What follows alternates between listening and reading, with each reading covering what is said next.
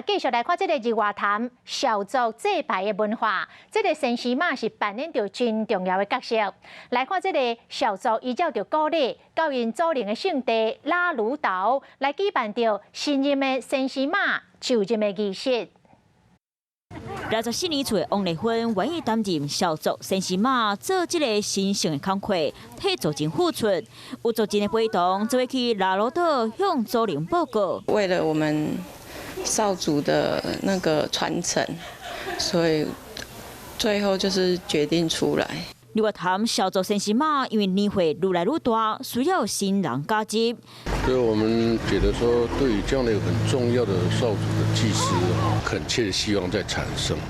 那因为产生这个神狮马，它有一定的困难度啊。